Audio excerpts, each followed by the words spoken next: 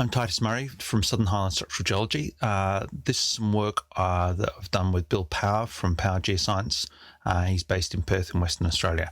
And we're looking at how to conceptualise faults for groundwater in and around coal seam gas developments. Here in Australia, we've had a lot of coal seam gas developments over the last 10 years. There's been a significant discussion about the impact of coal seam gas, in particular surface groundwater assets for stock and domestic use, and for groundwater-dependent ecosystems. So the federal government here has put together a bunch of guidelines and a bunch of ideas and come up with a concept of causal pathways. Now, it's a bit of word salad here, so we're just going to go through and just clarify. As structural geologists, we can tell you that there's a connection between a fault and an asset. We then start to invoke, well, could that be a potential flow pathway? What would be the characteristics to make it a flow pathway? A causal pathway is a logical chain of events that link a coal development and have a potential impact on water-dependent assets. Now, to do that, we need to understand the flow modelling. So a potential pathway then becomes a causal pathway if we go and do the groundwater flow model. It may be that it draws down a bore by 30 centimetres. We then need to then it needs to be considered what happens at that stage. That 30 centimetre drawdown may or may not be important to a groundwater dependent ecosystem, and so that groundwater flow model then needs to be taken on by ecologists. There are a whole range of ways that we conceptualize faults. We think of faults as being leaking features. We can leak across them. We can leak up them. We can think of them as being barriers. In the oil and gas industry, we commonly think about faults as being barriers to flow. And that's how we generate traps. In other areas such as mining and tunneling, we're concerned about water flowing down into the subsurface. There tends to be a bias from where we're coming from. So there's the good, the bad, and the ugly of fault science. And the really important thing with any fault science is you have to demonstrate it's a fault. We need to have demonstrable displacement along the length of a fault. The fault analysis group did a fantastic set of work with British Coal, and this great paper is about a bunch of collieries in Yorkshire where they went through and mapped in detail the displacement along faults. So we need to show that we have a maximum displacement on the system that diminishes out towards the tips. We need to show that it has a sensible length throw ratio, and we need to make sure it's got sensible dips. Where we start to get into the bad, I'd say, is when we're starting to think about faults and saying they have a characteristic. Uniformly, this fault has a thick core and a wide damage zone. As you'll see, and as we've seen from looking at faults in the field a lot, that faults aren't systematic in this fashion. The other thing is they're not systematic in terms of lithology. You can't sit there and say, oh, because I'm in a limestone, I'm going to get this sort of fault. And look, where I think it gets really ugly is that we are invoking faults as being features which have no demonstrable displacement. I'm suggesting that they're very wide. A lot of the data we have a look at on faults, these faults are relatively narrow. The work of the fault analysis group has shown that, and the work that Sylvia De Rosa done in MIRI is systematically looking at the variation in fault thickness at 1 metre spacing along the strike of the fault. That yes, the fault will be thick in some places, but if I move 2 metres to the left or right, it becomes very thin. And this wide concept of a fault core, which is in the order of 1 metre thick, doesn't hold up. Fault rock tends to be thin.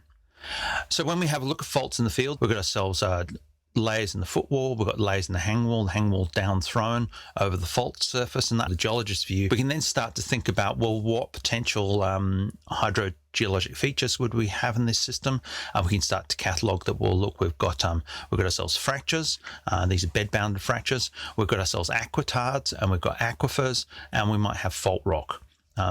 If we put that together as a static conceptual flow model, then we'd start to say, well, look, my yellow zones are areas of matrix flow, the red are where I'm going to see strike parallel fracture flow, and the green are where I'm going to have no flow.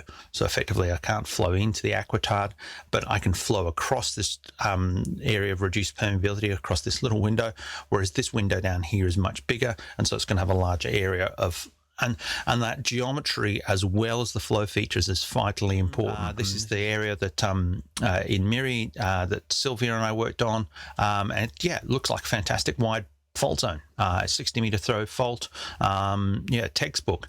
But when you start to think about this and you start to think about the anatomy of these things, you've got a damage zone, which may be 5-10 meters thick. You've got yourself a slip surface and a fault core.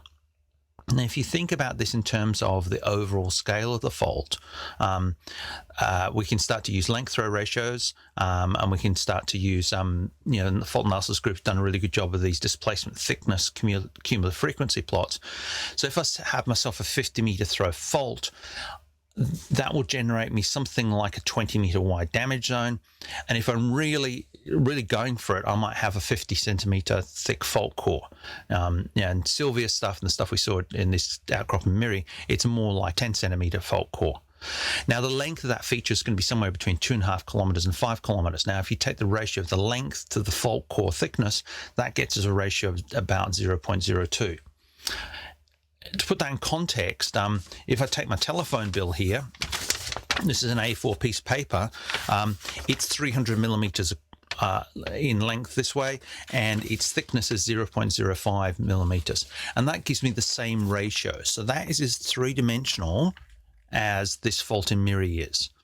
And you wouldn't think of that as a 3D object. It really is a 2D object. And what's important about it is how things are juxtaposed across it and how it enhances flow in that damage zone parallel to it. In our main bit of practice in the oil and gas industry, what we've seen is that we can show that none of the membrane seal mechanisms work in the data sets we've looked at, and that we get a much better result predicting fluid contacts if we assume that fault rocks don't exist over geologic trapping timescales.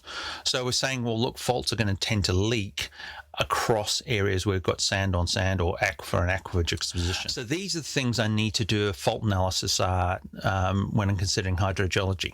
The first thing I need is geometry. I need the geometry of the fault. I can't just sit there and say I've got a fault. I need to show how long it is, how much displacement's on that fault. One of the great methods that's out there just now that's becoming more common, and Geoscience Australia done an amazing job of collecting huge data sets of airborne electromagnetics. This stuff sees it's under a helicopter, it can be flown over long line lengths, and it sees down to about 200 meters and gives a really good understanding of that near surface aquifers. Ken Laurie at Geoscience Australia did a fantastic job of showing how near tectonics and faulting can come through. If we're talking to people, we need to show decent cross sections. We need to show what the geology is. We can't just sit there and say, oh, well, in the Permian there weren't any faults. We actually need to illustrate that, and it needs to be done as balanced and sensible geologic cross-sections. Dick Glenn at New South Wales Geologic Survey made these beautiful cross-sections, pencil and paper, in the 1980s through the Hunter coalfields, and they're beautiful, consistent, geologically consistent models. It's easy to go and use. I use Lithotek to make this, to forward model these same sorts of similar geometries, and it's easier in Lithotek, but you can do this with pencil and paper. Having got a sense of the geology, we need to understand where the aquitards are. And as with normal oil and gas fault seal analysis, I'd sit there and say understanding your seals, where your seals are, is your primary concern. And putting that in context of a sequence stratigraphic framework is really important. How good is that seal system or that aquitard? And describe it as thickness maps and as distributions. So to help us understand how to think about coal seam gas developments and these near-surface assets, we've put together a set of scenarios. The first scenario is, hey, my faults are irrelevant. I don't need the structural geologist to help me. And the way I can show that is, I can show that there are no faults in the region. You're completely flat lying. Or I can say I've got a regional aquitard that is nice and thick and none of my faults juxtaposed across that. And my aquitard is a ductile material that won't prop fractures open. So what I need then is I need a set of fault statistics to illustrate the scale of my faulting and catalogue those faults. And I need a good ISOPAC of the aquitards. So to give an example, this is from the Santos Narrabri environmental impact statement. I haven't personally worked on this. This is stuff in the public domain.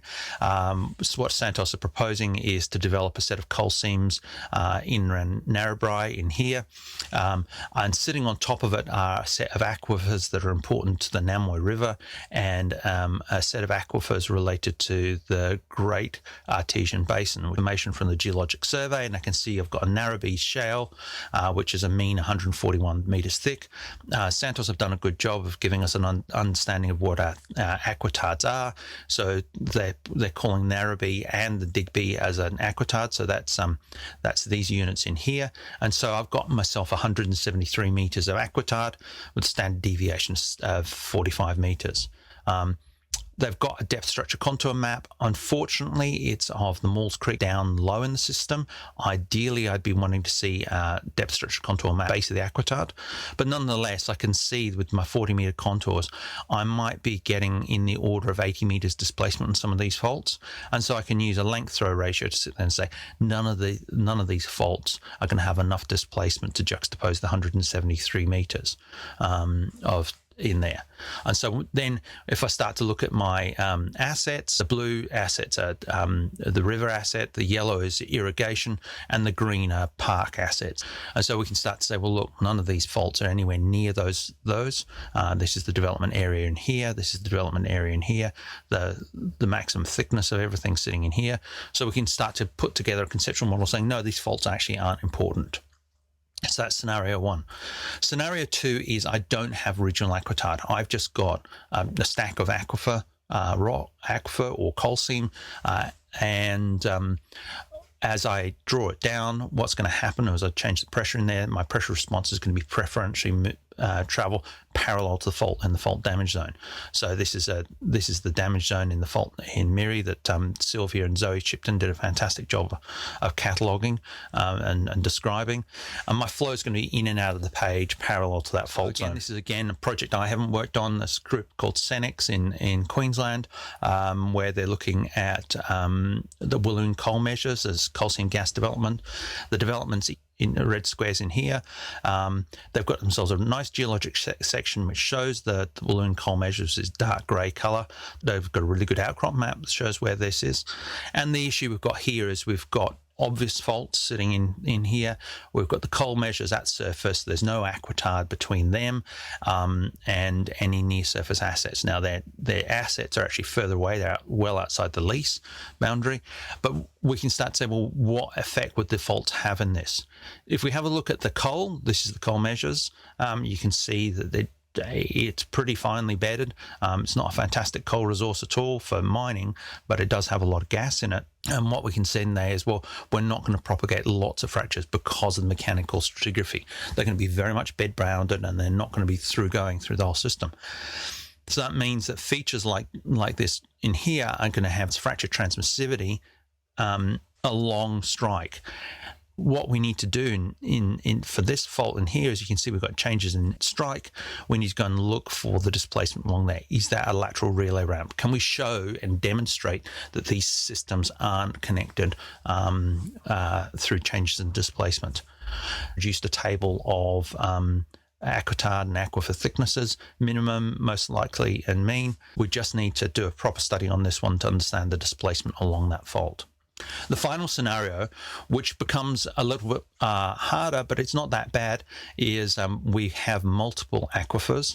And this is the third scenario where we've got unconfined aquifer at the surface and one or more semi-confined aquifers down before the coal measures. If our fault displaces that, it takes us away from scenario one, then we're going to need to generate Allen maps. It can be used to illustrate the connectivity across the whole system. In summary, so what I really, really want, I want geometry. I want to understand the geometry of the system. I need to have decent cross-sections that explain and describe the geology to everyone. I need to have a good characterization of my aquitard. Have I got myself a decent set of maps which have throws easily measured, so then I can generate fault statistics out of them. It's important to have tick marks and contours you can count, and then where needed, illustrate the displacement and juxtaposition across the system using Allen maps. I hope that helps, and we'll look forward to questions afterwards.